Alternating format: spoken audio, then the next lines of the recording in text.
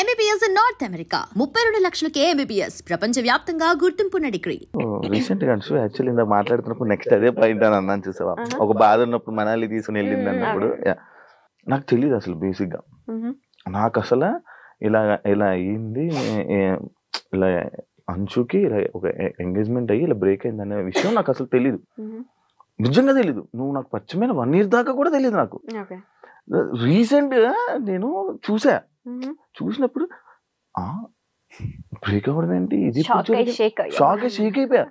అడుగుదాం మళ్ళీ వద్దురా బాబు సీరియస్ అవుతుంది ఎందుకులే అని చెప్పి నేను అడగలే. నిజంగా అయ్యిందా? నేను ఒక వీడియో చూసా, అది ఏ వీడియో అనుకున్నాను. స్వేర్ ఎలాగేయాలి, ఒట్టు ఎలాగేయాలి స్వేర్ ఏదో ఎంగేజ్మెంట్ అయినట్టు ఒక పక్కన కూర్చొని అలా నవ్వుతూ ఉంటారు. అది నాకేమో ఎడిటింగ్ వీడియోలా అనిపించింది. ఒక రీల్ చూసాను నేను యూట్యూబ్ లో ఉంది. నిజంగా అయిందా? ఎంగేజ్మెంట్ అయింది, అది బ్రేక్ అయింది. అది అంటే ఫ్యామిలీ సెట్ కాలేదు. సో ఎమోషనల్ అవుతావా? ఎమోషనల్ అంటే తెచ్చుకుంటావా ఎప్పుడైనా? అసలు ఇప్పుడు లేదు, ఇప్పుడు అసలు పిచ్చలైడ్ యూ అన్లక్కీ ఫెలో అనుకొని వదిలేస్తాను అంతే. అలా ఉండాలిరా. ఎక్కువ స్ట్రెస్ తీసుకొని అంటే ఆ సిచ్యువేషన్ ఆ టైంలో మనం టఫ్ అనిపిస్తుంది, బట్ వెళ్తూ ఉంటే అది నార్మల్ అయిపోతుంది. ఆ టైంలో దానికి ఈజీ అయితే కాదు, డెఫినెట్ గా కాదు. సో ఆ టైంలో ఇది ఉందిగా, ఇది చెప్పాం కదా బెస్ట్ ఫ్రెండ్స్ ఎందుకు అయ్యామంటే నాకు ఆ టైంలో ఇది చాలా అది చెప్పాలి మరి ముందే చెప్పొచ్చు కదా. అదే చెప్పాను కదా, అది పక్కనే ఉంది ఆ టైంలో. సో అది దాని నుంచి నేను ఓవర్కమ్ చేశాను అంటే ఇది వన్ ఆఫ్ ద రీజన్. అది నార్మల్ గా పెళ్ళి అనుకుంటే మొత్తం అన్ని మనం చూసుకుంటాం కదా ముందే. డెస్టినీ మనం హ్యాపీగా ఉండాలని రాసి పెట్టినప్పుడు అలాంటివి అవుతూ ఉంటాయి. కానీ మనం హ్యాపీగా ఉంటామే, ఉంటాం. అదే అంటున్నా, ఉండాలి అని రాసి పెట్టినప్పుడు అలాంటివి క్యాన్సిల్ అవుతూ బ్రేక్ అవుతూ ఉంటాయి అంటున్నా. ఆల్ ఇస్ వెల్, అంత మనం everything happens for a reason Shiva, అంతే. అన్షుకి యూట్యూబ్ ఉంది, ఇన్స్టాగ్రామ్ ఉంది, ఎంత సంపాదిస్తారు? నాకు ఈ మధ్య బాగా క్వశ్చన్ కి బాగా వైరల్ అవుతున్నాయి. ఎంత సంపాదిస్తుంది? బానే అంటే 1 కోటి రూపాయలు ఇచ్చేస్తున్నారు మరి ఇక్కడ తీసుకోండి అని. 10 లక్షలు నెలకి, 5 లక్షలు చాలా ఎక్స్పెక్ట్ చేస్తున్నావు శివ. ఓన్లీ యూట్యూబ్ నుంచి అంతే, అంటే మేము యాక్టివ్ ఉండం ఫర్ షూర్. ప్రమోషన్స్ ఇవి అన్ని కలిపి అసలు లేడీస్ కే ప్రమోషన్స్, లేడీస్ కే అవకాశం. నాకు నిన్న ఒకడు ఫోన్ చేశాడు, అన్నా ఇండస్ట్రీలో మనం ఉండలేమన్నా, ఓన్లీ అమ్మాయిలేనన్నా, పదరా మారిపోదాం అన్నా. నేను అట్లేం లేదు, నువ్వు పెట్టే క్రియేటివిటీ, నువ్వు పెట్టే ఎఫర్ట్స్ బట్టి, నీ కంటెంట్ బట్టి అఫ్ కోర్స్ ఉంటది. ఎందుకు మెయిల్ కంటెంట్ క్రియేటర్స్ కూడా చాలా బాగా చేస్తారు.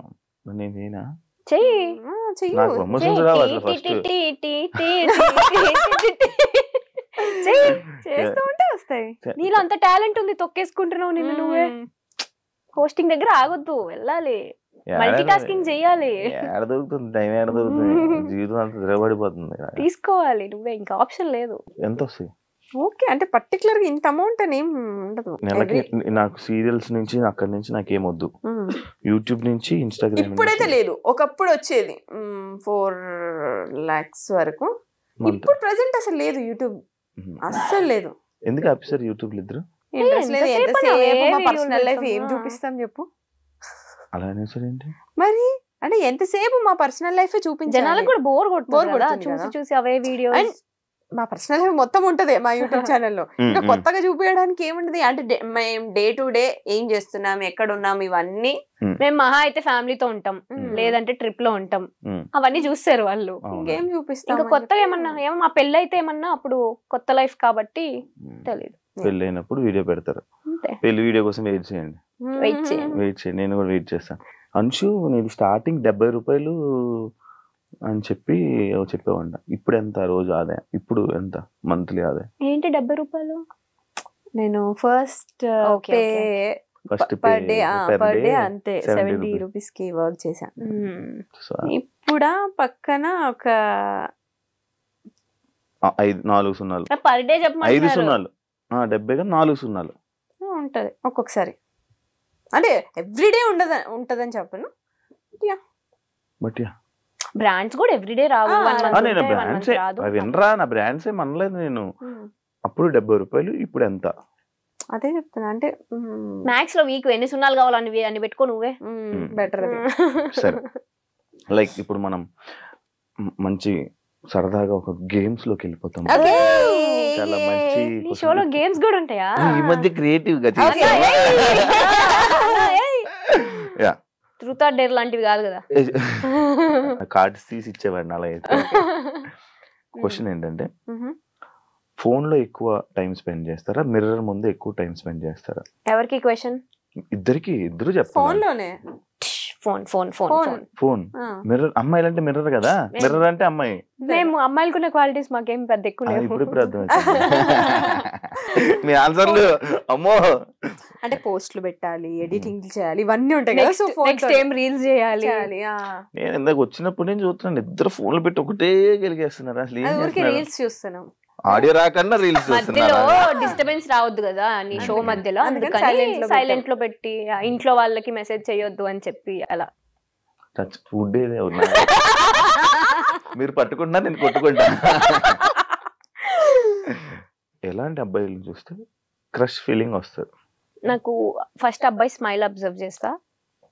నువ్వు కాదు అబ్బాయి అన్న. ఇంకోసారి పిలుస్తావు మమ్మల్ని షోకి? మీరు నా హార్ట్స్ రా, రెండు కళ్ళురా, మీరు నా మంచి ఫ్రెండ్స్ రా, మీరు పాజిటివ్ వైబ్ రా. ముద్దులు క్యూటీ. నేను శివాని నేను పర్సనల్లీ కలవక ముందు అమ్మో కాంట్రవర్సీ మనకెందుకులే ఈయనతో అని నిజంగా 1-2 సార్లు మనం కామన్ ఫ్రెండ్స్ లో కలిసినప్పుడు నేను చాలా డిస్టెన్స్ మెయింటైన్ చేశాను. నీకు అమ్మో ఈయనతో నాకెందుకులే కాంట్రవర్సీ అని.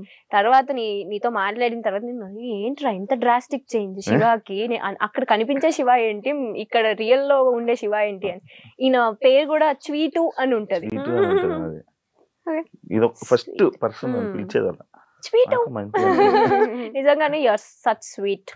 వినండి రా యాక్చువల్లీ వినండి. ఊరికే ఆన్ స్క్రీన్ అలా ఉంటాడు కానీ బయట కిడ్ మెంటాలిటీ. చెప్పండి ఇప్పుడు క్రష్ ఫీలింగ్. నాలాంటి చూస్తున్నా సార్, చెప్పండి క్రష్ ఫీలింగ్. ఇప్పుడే చెప్పాను కిడ్ అని, ఇక సైలెంట్. సరే చెప్పు. స్మైల్. నేను hair style, beard. Hair style లేదు, బియర్డ్ ఉంది, రెండు ఉండాలి. అబ్బాయి స్మైల్ ఉండాలి. వస్తుందిరా వస్తుందిరా. యాక్చువల్లీ స్మైల్ బాగుంటుంది రా. థాంక్స్ రా. గుడ్ లుకింగ్, అది లేదు, అది లేదు. ఎందుకురా? Beard, hair style, well grooming అంటే minimum bare maintenance. Okay okay అర్థం. ఇంకా ఏం లేవంటావు. ఓకే, లవ్ ని బిలీవ్ చేస్తారా లేకపోతే వేస్ట్ ఆఫ్ టైం అని వదిలేస్తారా? లవ్ బిలీవ్ చేస్తా. ఎందుకు నీకు ఏ రిలేషన్ స్టాండ్ అవ్వాలి అన్నా లవ్ అనేది ఖచ్చితంగా ఉంటుంది అందులో. ఇప్పుడు మా ఫ్రెండ్షిప్ లో లవ్ ఉంటేనే ఆ ఫ్రెండ్షిప్. ఇప్పుడు నాకు ఉంటది డెఫినెట్లీ. యా, మన అందరిలో ఆ లవ్ ఉంది కాబట్టే నువ్వు పిలవగానే మేము షోకి వచ్చాం. మేము ఎంత రోజు చేస్తున్నావు, నువ్వు దాన్ని హార్ట్ఫుల్ గా తీసుకుంటున్నావు. మీకు మాకు వద్దులే, ఇవ్వాల్సిన వాళ్ళకి ఇవ్వరా, మాకు వద్దులే. అది ఉంటే ఎప్పుడు బాగుపడేదండి. మీ గురించి మన ఫ్రెండ్స్ బ్యాచ్ లో వాళ్ళకి కూడా తెలియంది ఒక సీక్రెట్ చెప్పండి. మా గురించి తెలియని సీక్రెటా? మేము పార్టీలు అన్నిటికీ ఇష్టం లేకుండానే వస్తాం. ఎట్లా తెలుసా, బలవంతంగా ఇప్పుడు వెళ్ళాలనే ఆప్షన్ లేదు, మళ్ళీ పిలిచారు కదా ఫీల్ అవుతారు అని చెప్పి బలవంతంగా వస్తాం తప్ప ఇష్టంతో ఎప్పుడు రాము. అంటే Anshu quite opposite, party person అసలు కాదు. నేను మిక్స్ ఉంటా. వెళ్ళాలా వద్దా, ఇది వెళ్దామంటే వెళ్తా, ఇది నో అనిందంటే ఓకే నేను ఆ క్యాండిడేట్. బట్ వచ్చిన తర్వాత వైబ్ అవుతా. సీక్రెట్ చెప్పు ఫస్ట్. అదేం చెప్పింది దానికి ఆన్సర్ కాదు. అదే సీక్రెట్, ఇంకేంటి? నువ్వు సీక్రెట్ చెప్పు. తన సీక్రెట్ తను చెప్పింది, తెలియగా తప్పించుకోక. ఏమున్నాయిరా ఆలోచి చూడు, తను ఎంత హానెస్ట్ గా ఎంత మంచిగా చెప్పింది. సరైన సీక్రెట్ తెలుసు అది. నేనా ఫస్ట్ ఒక ఏదైనా గ్యాదరింగ్ అంటే ఒక చిన్న భయంతో వస్తా. ఏంటంటే అందరిని చూసి అని నవ్వాలి, ఇది ఒకటి ఉంటుంది దానికి. ఇప్పుడు అందరిని పలకరించాలి, మనం అందరికి స్మైల్ ఇవ్వాలి అనుకుంటది. సరే అని చెప్పి హాయ్ అని చెప్పి నోరు నొప్పి వస్తుంది అని ఉండి ఇప్పుడు ఏం రన్ అవుతుంది తెలుసా? ఇందాక చెప్పింది కదా పార్టీస్ కి ఇష్టం లేకపోయినా వస్తాను. ఊహించుకుంటున్నాను ఏ పార్టీ చూసాను. అన్షు రియాక్షన్స్ అన్ని నాకు గుర్తొస్తున్నాయి ఒక్కొక్కటి ఇలాగా అది రన్ అవుతున్నాయి ఇప్పుడు నాకు. మేము యాక్చువల్గా చిల్ అవ్వడానికి వెళ్తాం అనుకుంటారు కానీ మాకు ఫ్రెండ్స్ ని కలవడం ఇష్టం, మీటప్ ఇష్టం, అప్పుడప్పుడు కలవడం ఇష్టం, బట్ పార్టీ ఫ్రీగా అయితే కాదు. ఇంట్లో కూర్చొని సరదాగా మనం నేచర్ ని చూస్తూ అలా సైలెంట్ గా అలా ఎంజాయ్ చేసే టైప్. నేచర్ ఏంటో అది ఎప్పుడు తగులుతుందో. ఎప్పుడైనా ఎగ్జామ్ టాపర్ కాబట్టి ఎగ్జామ్స్ లో ఎప్పుడైనా సంబంధమే లేదు క్వశ్చన్ కి చీట్ చేశారా? అయ్యో కాపీయే కదా. కాపీ డౌట్ దొరికిపోయారా? ఎవరిగా దొరికిపోయారా? దొరకలేదు. బట్ నేను ఎన్నిసార్లు తెలుసా మ్యాథ్స్ లో మా కజిన్ ఒకరు చిట్స్ పెడితే మ్యాథ్స్ పాస్ అవ్వచ్చు అని చెప్పారు. సరే అని చెప్పి చిట్స్ తీసుకొని వెళ్ళా. అది ఏ చిట్స్ దేనికి వాడాలో తెలియదు నాకు, అంత వీక్ మ్యాథ్స్ లో నేను. సో అది అసలు సంబంధమే లేదు నాకు చదువుకి. అవునా? నేను మ్యాథ్స్ కాపీ కొడతా, అమ్మో మ్యాథ్స్ అసలు రాదు నాకు. నా ముందు స్టూడెంట్ ని నేను చెప్తుంటో నీకు అన్ని సబ్జెక్ట్స్ నేను చూపిస్తా, మ్యాథ్స్ మాత్రం నువ్వే చూపించాలి అని డీల్ సెట్ చేసుకుంటుండే అనమాట. ఏ రోజు నేను కాపీ కొట్టేటప్పుడు దొరకలేదు. ఒకసారి నా బెస్ట్ ఫ్రెండ్ శ్రావి అని ఉంటది అన్నమాట, నా స్కూల్ ఫ్రెండ్, ఆల్మోస్ట్ 17 years నుంచి ఫ్రెండ్. అని నేను ఎట్లుంటా అంటే కాన్ఫిడెంట్ గా ఉంటా జనరల్, అంటే నేను అన్ని సబ్జెక్ట్స్ బాగా చదువుతా కాబట్టి టీచర్స్ ఎలా అనుకుంటారంటే ఈ పిల్ల అన్ని చదివేస్తుంది, బాగా వస్తుంది, అన్ని వచ్చు దీనికి, హోంవర్క్స్ అవన్నీ ఆన్ టైం చేస్తుంది అని అనుకుంటారు. మ్యాథ్స్ లో మాత్రం బెబ్బే, అస్సలు రాదు. నేను ఒకరోజు మ్యాథ్స్ టీచర్స్ ఎట్లుంటారు కొంచెం స్ట్రిక్ట్, నాకు మ్యాథ్స్ టీచర్ చూస్తేనే ఇట్లా అయిపోతూ ఉంటది షివరింగ్ నాకు. ఒక్కొక్క సబ్జెక్టులకి కాలేజ్ కూడా వెళ్ళిపోయాను. అదే ఆ పీరియడ్ అయిపోయిన తర్వాత మళ్ళీ వచ్చి జాయిన్ అమ్మో మ్యాథ్స్ మాత్రం సేమ్. సో అలా ఎస్టీస్ పెడతారు కదా మనకి, ముందు ఇచ్చిన హోంవర్క్ నెక్స్ట్ డే చూడుకుని రాయాలి క్లాస్ రూమ్ లో. మనం మేడం నన్ను చూస్తుంది, అమ్మో నాకేస్తారా నాకు రాదు అనుకుంటుంటే కట్ చేస్తే నా పక్కన ఉన్న శ్రావికి ఇచ్చింది. శ్రావికి రాదు, ఆ క్లారిటీ నాకు తెలుసు. శ్రావి పక్కనే నేను ఉన్నాను కదా. అప్పుడేంటి మా కర్మ 10th class ఎగ్జామ్స్ అప్పుడు ఏం చేస్తారంటే మా స్కూల్ అంతా వేరే స్కూల్ స్టూడెంట్స్ వచ్చి రాస్తారు కదా, మమ్మల్ని వేరే ప్లేస్ కి షిఫ్ట్ చేసి అన్ని సెక్షన్స్ ని కంబైన్ చేసేస్తారు. ఆ కంబైన్ చేసిన ప్రాసెస్ లో ఈ సిచ్యువేషన్ అంతా అనమాట. అన్ని సెక్షన్స్ వాళ్ళు ఒక దగ్గర కూర్చొని ఉన్నాం, దీనికి ఎస్టీ ఇచ్చారు రాయాలి ఒక సమ్ అని, దానికి రాదు. పక్కన నేనే ఫ్రెండ్ కదా, నేనే చూపించాలి దానికి. బుక్ తిప్పి చూపించా, దొరికిపోయా. నాకు అలా మేనేజ్ చేయడం రాదు, దొరికిపోయా. ఆమె వచ్చి అప్పుడు ఇట్లా రిబ్బన్స్ ఉండే కదా పిల్కలు, రెండు ఇట్లా రిబ్బన్ తో కట్టుకొని ఇట్లా ఉండేవాళ్ళం. వచ్చి జడ పట్టుకొని పట్ట వీకింది నన్ను. నాకు ఫ్యూజ్ అవుట్ తెలుసా, ఏం అర్థం కాల. అది కూడా అన్ని సెక్షన్స్ ముందు. అమ్మో అది మాత్రం నేను ఇప్పటికీ మర్చిపోను ఆ మూమెంట్. నేను ఒకసారి ఏదైనా స్లిప్లు పెట్టేసి ఆన్సర్లు రాసుకుని వెళ్ళిపోయాను. మ్యాథ్స్ లో ఏంటి ఆన్సర్ ఉంటే చాలు, మధ్యలో క్వశ్చన్ 4 సార్లు రాసి ఆన్సర్ హెన్స్ ప్రూవ్డ్ అని రాశాను.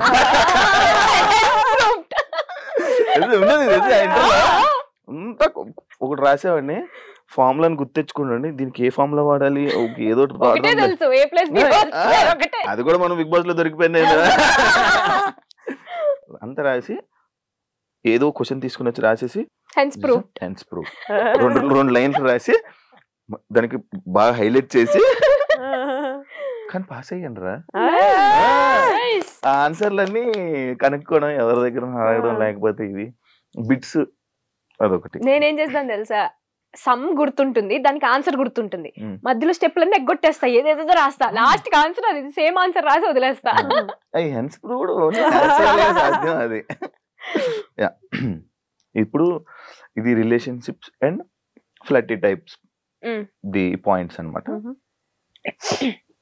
ఇప్పుడు ఆల్రెడీ చెప్పేశారు కాబట్టి దానికి ఇందాక క్వశ్చన్ ఇది అదే. ఒకవేళ మన ఎక్స్లు సడన్ గా కలవాల్సి వస్తే, కలిస్తే ఏం మాట్లాడతారు? నేనేం మాట్లాడను, జస్ట్ ఇందాక చెప్పిన అంతే. నువ్వు గో టు హెల్. హెల్లే ఇప్పుడు ఉంది కాబట్టి కొంచెం డీసెంట్ గా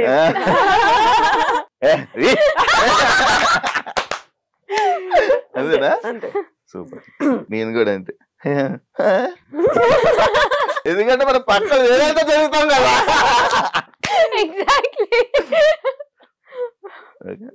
అది ఇది కాదు, అదే